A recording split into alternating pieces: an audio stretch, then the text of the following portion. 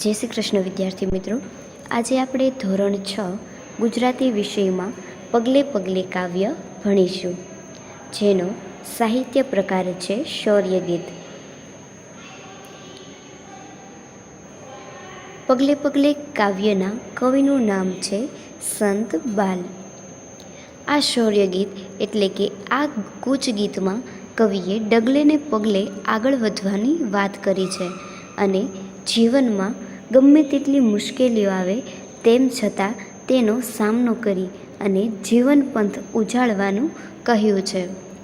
જીવનમાં ડગલે ને પગલે સાવધાન રહીએ તેમજ બધે પ્રેમની ભાવનાનો ફેલાવો કરીએ એ વાત કવિએ કરી છે. અને આ માર્ગમાં આગળ વધતી વખતે કવિ કહે છે કે ઘણી અડચણ આવશે, મુશ્કેલીઓ આવશે અને જીવનની કસોટી કરે એવા તો અનેક દુઃખો આવશે, છતાં એ વિકટ પરિસ્થિતિનો સામનો કરીને ધીરજપૂર્વક આગળ ચાલ્યો જા એવી વાત કવિએ અહીં કરી છે. આ પરિસ્થિતિ દરમિયાન તું હિંમત ગુમાવીશ નહીં અને સ્વાર્થ સામે જોતો નહીં અને જીવન પંથમાં આગળ વધતો રહે એવી સરસ મજાની વાત આ કાવ્યમાં કવિએ કરી છે. તો ચાલો સૌ પ્રથમ આપણે કવિ પરિચય મેળવી લઈએ. સંત બાલનો જન્મ 26/8/1904 રોજ થયો છે અને મૃત્યુ 26/3/1982 રોજ થઈ ગયું છે. સંત બાલનો જન્મ મોરબી તાલુકામાં આવેલા ટોળ ગામમાં થયો હતો. સંત બાલનું સંસારી નામ શિવલાલ હતું. તેઓ ક્રાંતિકારી જૈન સંત હતા. તેમણે જૈન ધર્મ, ભારતીય દર્શનનો તેમજ આધ્યાત્મિક વિષયનો વિપુલ સાહિત્ય સર્જન કર્યું હતું. સમાજ ઘડતરના કાર્યો કર્યા હતા. તેમની પ્રેરણાથી ગુજરાત અને મહારાષ્ટ્રમાં કેટલીક સંસ્થાઓ મુનિશ્રીના આદર્શ પ્રમાણે કાર્ય કરી રહી છે. સર્વધર્મ પ્રાર્થના, વિશ્વ વાત્સલ્ય મહાવીર, બ્રહ્મચર્ય સાધના, ધર્માનુબંધ, વિશ્વ દર્શન જેવા 10 પુસ્તકો તેમણે આપ્યા છે. આ હતો સંત બાલનો પરિચય.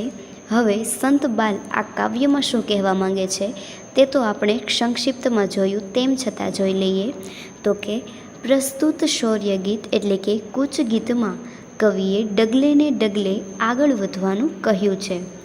જીવનના માર્ગમાં મુશ્કેલીઓ આવે તેનો સામનો કરી જીવન પંથને ઉજાળવાનું કહેવામાં આવ્યું છે. તો ચાલો આપણે કાવ્ય જોઈએ. પગલે પગલે સાવધ રહીને પ્રેમળતા પ્રગટાવે જા. કવિ અહીં કહે છે કે પગલે પગલે એટલે કે ડગલે ને ડગલે, સાવધ એટલે કે સાવચેત અથવા તો ખબરદાર, સચેત, પ્રેમળતા એટલે કે પ્રેમ ભાવ, પ્રગટાવે જા એટલે કે ફેલાવે જા. કવિ અહીં કહે છે કે હે વીરા, જીવનમાં ડગલે ને પગલે સાવધાન રહીને તું બધે પ્રેમની ભાવના છે એ ફેલાવતો જા અથવા તો પાથરતો જા. ફરીથી એકવાર જોઈએ તો કે પગલે પગલે સાવધ રહીને પ્રેમળતા પ્રગટાવે જા. હે વીરા, જીવનમાં પગલે ને પગલે સાવધાન રહીને તું બધે પ્રેમની ભાવના પાથરતો જા. આગળ કવિ કહે છે, અંતરને અજવાળી વીરા, પંથ તારો કાપ્યે જા. અંતર એટલે કે અંતર્ભાવ અથવા તો મન છે એને અંજવાળીને એટલે કે દીપાવીને હે વીરા, પંથ એટલે કે રસ્તો તારો કાપ્યે જા. કવિ કહે છે કે તારા મન હૃદયને સ્વચ્છ કરીને તારા જીવનના માર્ગમાં આગળ વધતો જા. અંતરને અજવાળી વીરા, પંથ તારો કાપ્યે જા. જોઈ લઈએ ફરીવાર તો કે હે વીરા, તારા મન હૃદયને સ્વચ્છ કરીને તારા જીવનના માર્ગમાં તું આગળ વધતો જા. ફરીથી એ પેરેગ્રાફ જોઈ લઈએ તો કે પગલે પગલે સાવધ રહીને પ્રેમળતા પ્રગટાવે જા. અંતરને અજવાળી વીરા, પંથ તારો કાપ્ય જા. કવિ કહે છે કે હે વીરા, જીવનમાં ડગલે ને પગલે સાવધ રહીને તું બધે પ્રેમની ભાવના પાથરતો જા અથવા તો ફેલાવતો જા, અને તારા મન હૃદયને સ્વચ્છ કરીને તારા જીવનના માર્ગમાં આગળ છે તું વધતો જા. આગળ કવિ કહે છે કે કાંટા આવે, કંકર આવે, ધોમ ધંખતી રેતી આવે, ખાંડાની ધારે ને ધારે ધૈર્ય તારી ચાલતો જા. કવિ કહે છે કે કાંટા એટલે કે કંટક, કાંટાનો સમાનાર્થી થશે કંટક, કંકર એટલે કે કાંકરા, અને ધોમ ધખતી એટલે કે ગરમ સખત ઉનાળામાં અથવા તો મુશ્કેલીથી ભરી એવી જીવનમાં તારી રેતી એટલે કે કવિ અહીંયા કહેવા માંગે છે કે તારા માર્ગમાં કાંટા એટલે કે અડચણ આવશે, કાંકરા એટલે કે મુશ્કેલીઓ આવશે, અને સખત તાપમાં તપતી રેતી એટલે કે જીવનની કસોટી કરે એવા દુઃખો આવશે. પછી કવિ કહે છે કે ખાંડાની ધારે ને ધારે, ખાંડું એટલે કે એનું ખાંડું એટલે કે તલવાર. કવિ કહે છે કે તું તલવારની ધારે છે ચાલતો જા, અને કહે છે કે ધૈર્ય તારી ચાલતો જા. ધૈર્ય એટલે કે ધીરજ, તું છે એ ખૂબ જ આવા કપરા માર્ગમાં છે ધીરજ રહીને આગળ વધતો જા. ફરીથી એકવાર જોઈએ તો કે તારા માર્ગમાં કાંટા એટલે કે અડચણ આવશે, કાંકરા આવે અથવા તો મુશ્કેલી આવશે, કે સખત તાપમાં તપતી રેતી એટલે કે જીવનની કસોટી કરે એવા દુઃખો આવે, છતાં તું એવી વિકટ કપરા માર્ગમાં ધીરજ રાખીને ચાલ્યો જા. એ કઠિન માર્ગમાં તું આગળ વધતો જા. આગળ જોઈએ, દુર્ગમ માર્ગ કાપ્ય જા. કવિ કહે છે કે દુર્ગમ એટલે કે મુશ્કેલી હોય તેવો માર્ગ, એમ છતાં તું તારો આ મુશ્કેલ ભર્યો માર્ગ છે, પંથ છે, એ કાપ્ય જા. ફરીથી જોઈ લઈએ તો કે કાંટા આવે, કંકર આવે, ધોમ ધંખતી રેતી આવે, ખાંડાની ધારે ને ધારે ધૈર્ય ધારી ચાલ્યો જા. દુર્ગમ પંથ કાપ્ય જા. કવિ કહે છે કે તારા માર્ગમાં અડચણ આવે, મુશ્કેલીઓ આવે, કે સખત જીવનની કસોટી કરે એવા દુઃખો આવે, છતાં તું એ વિકટ અને કપરા માર્ગમાં ધીરજ રાખીને ચાલ્ય જા, અને એ કઠિન માર્ગમાં તું આગળ વધતો જા. છેલ્લો જે પંક્તિ છે એમાં કવિ બહુ સરસ કહે છે કે હિંમત તારી ખોતો ના, સ્વાર્થ સામે જોતો ના, શિષ્ટ શાંતિ ને સેવાનો તું પાઠ સૌને આપીએ જા, દુર્ગમ પંથ કાપીએ જા. કવિ કહે છે કે હિંમત એટલે કે તું તારી હિંમત છે એ ગુમાવીશ નહીં, સ્વાર્થ સામે જોતો નહીં એટલે કે તારો જીવનમાં જે સ્વાર્થ છે એ તું ક્યાંય શોધતો નહીં, અને જીવનમાં સૌને શિસ્ત, શાંતિ અને સેવાનો બોધ છે, એ પાઠ છે, એવું જીવન છે તું બધાને પાઠ બોધ મળે એવું જીવન તું જીવીએ જા. અને દુર્ગમ પંથ છે એ કઠિન માર્ગમાં તું આગળ વધતો જા. ફરીથી જોઈએ તો કે હિંમત તારી ખોતો ના, સ્વાર્થ સામે જોતો ના, શિષ્ટ શાંતિ ને સેવાનો તું પાઠ સૌને આપીએ જા, દુર્ગમ પંથ કાપીએ જા. કવિ કહે છે કે તારી હિંમત તું ગુમાવીશ નહીં, સ્વાર્થ સામે જોતો નહીં, અને સૌને શિસ્ત, શાંતિ અને સેવાનો બોધ મળે એવું જીવન તું જીવજે. એ કઠિન માર્ગમાં તું આગળ ને આગળ વધતો જા. ફરીથી કાવ્ય છે આપણે જોઈ લઈએ. પગલે પગલે સાવધ રહીને પ્રેમળતા પ્રગટાવે જા, અંતરને અજવાળી વીરા પંથ તારો કાપે જા. હે વીરા, જીવનમાં ડગલે ને પગલે સાવધાન રહીને તું બધાને પ્રેમની ભાવના પાથરતો રહે, તારા મન હૃદયને સ્વચ્છ કરીને તારા જીવન માર્ગમાં આગળ ને આગળ વધતો રહે. કાંટા આવે, કંકર આવે, ધોમ ધંખતી રેતી આવે, ખાંડાની ધારે ને ધારે ધૈર્ય ધારી ચાલતો જા, દુર્ગમ પંથ કાપીએ જા. તારા માર્ગમાં કાંટા આવશે એટલે કે અડચણ આવશે, કાંકરાઓથી એટલે કે મુશ્કેલીઓ આવશે અને સખત તપતી રેતી એટલે કે જીવનની કસોટી કરે એવા દુઃખો આવે, એમ છતાં તું એ વિકટભરી કપરી પરિસ્થિતિમાં ધીરજ રાખીને આગળ ને આગળ વધતો જા અને એ કઠિન માર્ગમાં આગળ ને આગળ ચાલ્યો જા. છેલ્લી પંક્તિ તો કે હિંમત તારી ખોતો ના, સ્વાર્થ સામે જોતો ના, શિસ્ત શાંતિ ને સેવાનો તું પાઠ સૌને આપીએ જા, દુર્ગમ પંથ કાપીએ જા. કવિ છેલ્લે કહે છે કે તારી હિંમત તું ગુમાવીશ નહીં, સ્વાર્થ સામે જોઈશ નહીં અને સૌને શિસ્ત શાંતિ અને સેવાનો બોધ મળે એવું જીવન તું જીવજે અને લોકોને બોધપાઠ મળે એવું તું સૌને જીવન છે એ જીવે રાખજે અને લોકોને બોધપાઠ છે આપજે. એ કઠિન માર્ગમાં તું આગળ ને આગળ વધતો જા. અહીં આ કાવ્ય છે પૂર્ણ થાય છે. નીચે થોડી તમને શબ્દ સમજૂતી આપી છે. આ શબ્દ સમજૂતી તમારે નોટબુકમાં લખવાની છે. ચાલો આપણે અભ્યાસ અને સ્વાધ્યાયમાં એક નજર કરી લઈએ. અભ્યાસમાં પ્રશ્ન 1. નીચેના પ્રશ્નોના ઉત્તર માટે આપેલા વિકલ્પોમાંથી સાચો ઉત્તર શોધીને એનો ક્રમ અક્ષર સામેના ખાનામાં લખો. એમાં પહેલો સવાલ છે, કવિએ પંથ કેવી રીતે કાપવાની વાત કરી છે. એમાં ક છે ધીરે ધીરે, ખ ઉતાવળે, ગ અંતર ઉજાળીને કે ઘ નામ ઉજાળીને. એમાં જવાબ આવશે ગ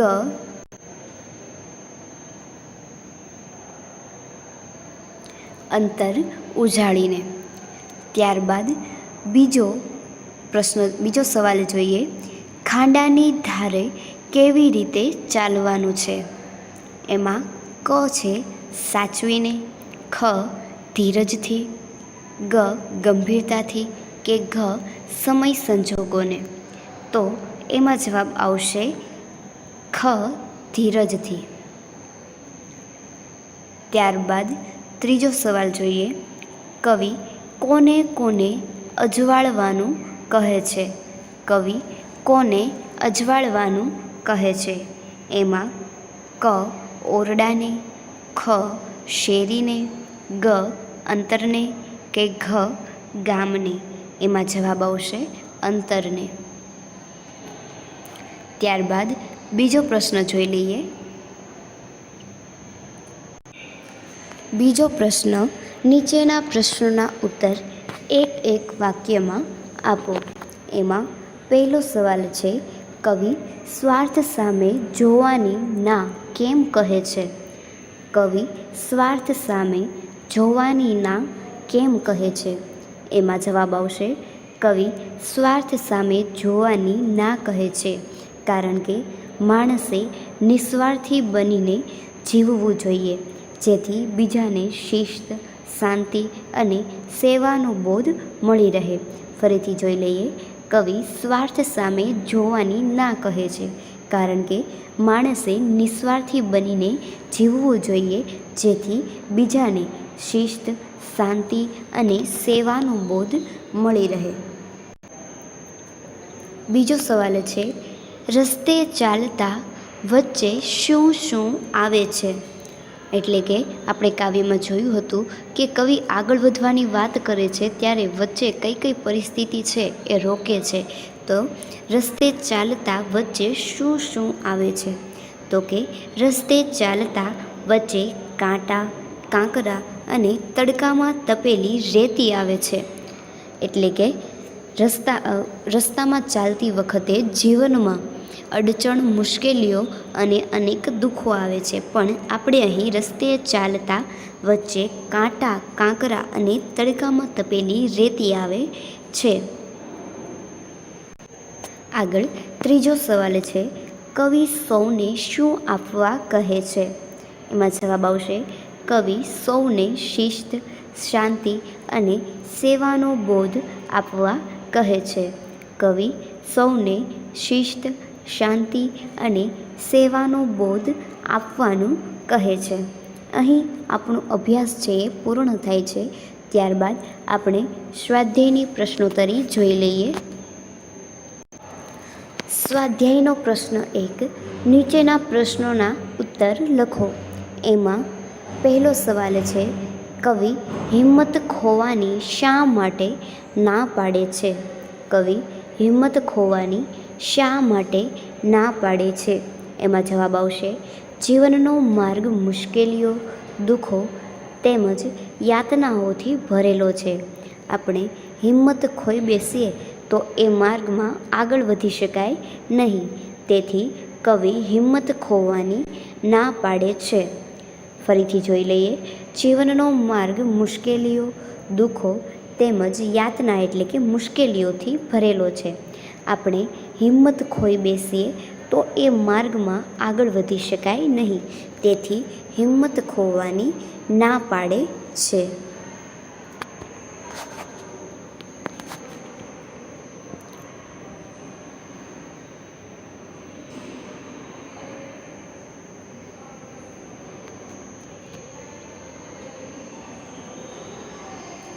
ત્યારબાદ બીજો પ્રશ્ન છે, કવિ પ્રેમળતા પ્રગટાવવાનું શા માટે કહે છે? કવિ પ્રેમળતા પ્રગટાવવાનું શા માટે કહે છે? તો એમાં જવાબ આવશે, જીવનમાં ડગલે ને પગલે આવતી અડચણો, મુશ્કેલીઓ તેમજ દુઃખો સામે લડવા પ્રેમળતા જ એકમાત્ર અમોઘ શસ્ત્ર છે. એ અમોઘ શસ્ત્રથી આપણા વ્યવહારમાં સુગંધ ફેલાવીને જીવનને સાર્થક કરવા માટે કવિ પ્રેમળતા પ્રગટાવવાનું કહે છે. જીવનમાં ડગલે ને પગલે આવતી અડચણો, મુશ્કેલીઓ તેમજ દુઃખો સામે લડવા પ્રેમળતા એક જ માત્ર અમોઘ શસ્ત્ર છે. એ અમોઘ શસ્ત્રથી આપણા વ્યવહારમાં સુગંધ ફેલાવીને જીવનને સાર્થક કરવા માટે કવિ પ્રેમળતા પ્રગટાવવાનું કહે છે. ત્યારબાદ સ્વાધ્યાયનો બીજો પ્રશ્ન માગ્યા પ્રમાણે કરો. તો આપણને એક બાજુ છે એ જ શબ્દના સમાનાર્થી શબ્દ આપેલા છે અને સામે બીજી બાજુ વિરુદ્ધાર્થી શબ્દ આપેલા છે. તો પહેલાં જોઈએ સાવધ. તો સાવધનો સમાનાર્થી શબ્દ થશે સાવચેત અથવા તો ખબરદાર, અને સાવધનો વિરુદ્ધાર્થી શબ્દ થશે અસાવધ. હવે આ બાજુ છે અજવાળું. તો અજવાળાનો સમાનાર્થી શબ્દ થશે પ્રકાશ અને અજવાળાનો વિરુદ્ધાર્થી શબ્દ થશે અંધારું. ત્યારબાદ પંથ. તો કે પંથ શબ્દનો સમાનાર્થી શબ્દ છે રસ્તો, અને આ બાજુ પ્રેમ છે તો પ્રેમનો વિરુદ્ધાર્થી શબ્દ થશે ધૃણા. કાંટા છે તો કાંટાનો સમાનાર્થી શબ્દ થશે કંટક અથવા તો કે શૂળ. ત્યારબાદ નીચે જ લઈ લઈએ સમાનાર્થી શબ્દ ધૈર્ય. તો ધૈર્યનો સમાનાર્થી શબ્દ થશે ધીરજ. આ બાજુ દુર્ગમ. તો કે દુર્ગમનો વિરુદ્ધાર્થી શબ્દ થશે સુગમ. અને સ્વાર્થ. તો સ્વાર્થનો વિરુદ્ધાર્થી શબ્દ થશે પરમાર્થ અથવા તો નિસ્વાર્થ. ત્યારબાદ ત્રીજો પ્રશ્ન છે, નીચેના શબ્દોને શબ્દકોશના ક્રમમાં ગોઠવી તેનો શબ્દકોશમાંથી અર્થ શોધો.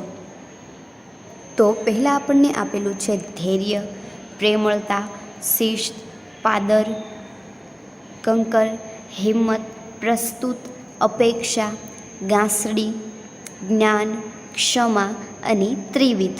હવે એને છે આપણે શબ્દકોશના ક્રમમાં ગોઠવીએ તો સૌપ્રથમ આવશે અપેક્ષા, ત્યારબાદ કંકર, ક્ષમા, ગાંસડી, જ્ઞાન, ત્રિવિધ, ધૈર્ય, પાદર, પ્રસ્તુત, પ્રેમળતા, શિસ્ત અને હિંમત. હવે આ જ શબ્દનો આપણે અર્થ જોઈએ તો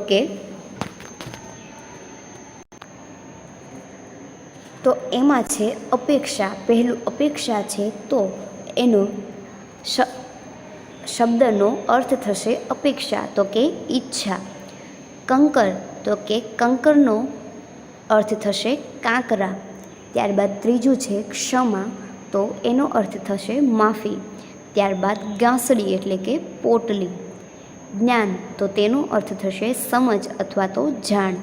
ત્યારબાદ ત્રિવિધ એટલે કે 3 પ્રકારનું. ધૈર્ય એટલે કે ધીરજ. ત્યારબાદ પાદર એટલે કે ગોંદરું. ત્યારબાદ પ્રસ્તુત એટલે કે રજૂ કરેલું. અને છેલ્લું છે પ્રેમળતા એટલે કે પ્રેમ ભાવ. હજી 2 શબ્દો બાકી રહી ગયા છે તો એ જોઈ લઈએ. એમાં છે 11મું શિસ્ત એટલે કે અનુશાસન. 12મું હિંમત એટલે કે બહાદુરી. ત્યારબાદ ચોથો પ્રશ્ન જોઈએ. પ્રશ્ન 4. નીચેની પંક્તિના શબ્દો આડા અવળા થઈ ગયા છે, તેને યોગ્ય ક્રમમાં ગોઠવો અને મૂળ પંક્તિ સાથે સરખાવો. શું ફેર પડે અથવા તો પડ્યો? એમાં પહેલું છે સાવધ પગલે રહીને પગલે જા પ્રેમળતા પ્રગટાવીએ. બરાબર. તો એની મૂળ પંક્તિ છે પાઠ્યપુસ્તકમાં વિદ્યાર્થી જોઈ લેજો એકવાર. એમ છતાં અહીંયા છે પગલે પગલે સાવધ રહીને પ્રેમળતા પ્રગટાવે જા. ત્યારબાદ છે તારી હિંમત ખોતો ના જોતો સ્વાર્થ સામે. એની મૂળ પંક્તિ છે હિંમત તારી ખોતો ના સ્વાર્થ સામે જોતો ના. અહીં પદક્રમ બદલવાથી અહીં વાક્ય છે એમાં કોઈ ફેર પડતો નથી. હા, પણ જો શબ્દ આડાવડા થઈ ગયા હોય તો વાક્યમાં ચોક્કસ ફેર પડે છે.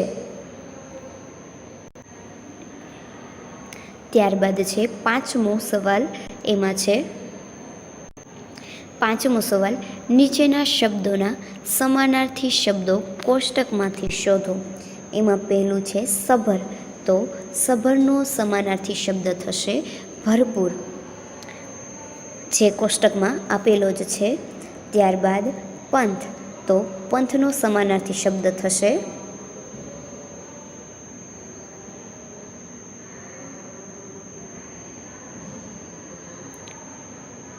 અહીં આપેલો છે ભરપૂર. ત્યારબાદ પંથ, તો એનો સમાનાર્થી શબ્દ થશે રસ્તો. ત્યારબાદ સ્તંભ, તો એનો સમાનાર્થી શબ્દ થશે થાંભલો. ત્યારબાદ આજીજી, તો આજીજીનો સમાનાર્થી શબ્દ થશે વિનંતી. અહીં આપેલો છે વિનંતી. ત્યારબાદ નિર્ભય, નિર્ભયનો સમાનાર્થી શબ્દ થશે નીડર. ત્યારબાદ જોર, તો જોરનો સમાનાર્થી શબ્દ થશે બળ. ત્યારબાદ ઉર, તો કે ઉર શબ્દનો સમાનાર્થી થશે હૃદય. ત્યારબાદ સ્મિત, તો કે સ્મિત શબ્દનો સમાનાર્થી શબ્દ થશે હાસ્ય. ત્યારબાદ કંચન, તો કે કંચન શબ્દનો સમાનાર્થી શબ્દ થશે સોનું, જે અહીંયા છેલ્લે છે એ આપેલો છે. અહીં આપણો આ પાઠ છે એ પૂર્ણ થાય છે. તમારે વિદ્યાર્થી મિત્રો આ કાવ્યનો શબ્દ સમજૂતી તેમજ અભ્યાસ અને સ્વાધ્યાય છે એ નોટબુકમાં સારા અક્ષરે લખવાના રહેશે તેમજ વાંચન કરવાનું રહેશે.